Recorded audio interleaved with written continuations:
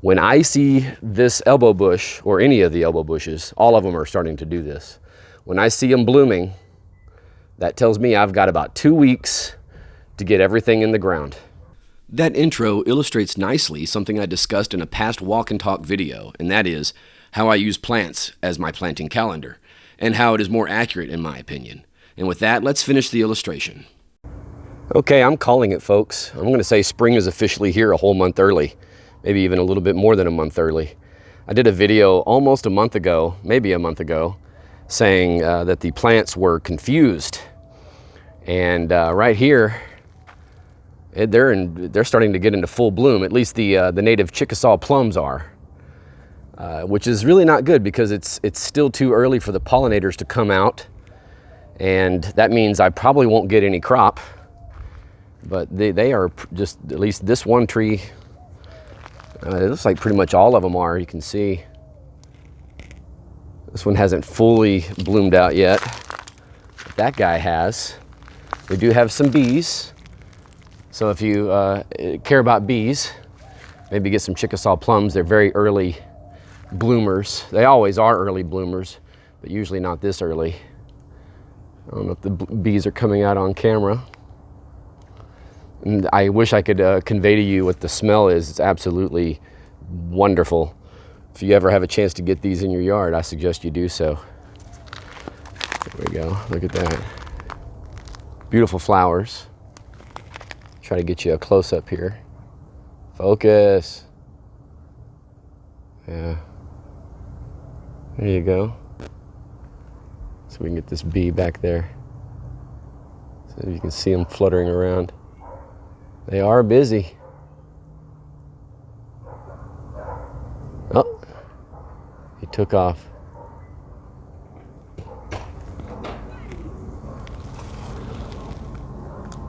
Come on, guy.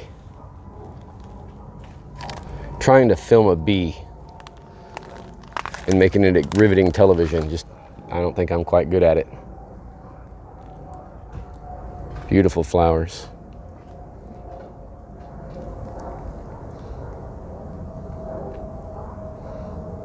There you go. And then we're going to move on to the nectarine. You can see some beautiful flowers here, pink flowers. So with the white and the pink, my backyard is beautiful during early spring. Oh, you see the bee? Took off. They are fanatically going after it, aren't they? Yeah, I'd say spring is here. Something else I want to show you. I've done videos on water management on this side of the property, the more wooded native side. And I recently did a video about the pond being full. And I've mentioned before that there is a seep here at the bottom of this hill that actually feeds the pond. And we can see it. It hasn't rained in a good couple weeks, easy. So this is not from rain, but you can see the water, you can see the shine of the water. Try to take you somewhere it's easier to see. You see it, the reflection as I move.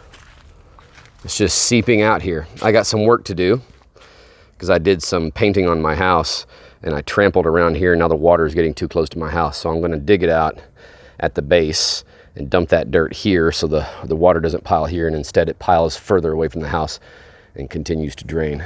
You can see it easier this way, and it'll make its way all the way into the pond in the back.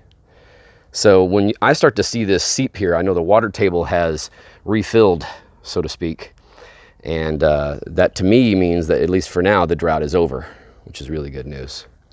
Now I say spring is over.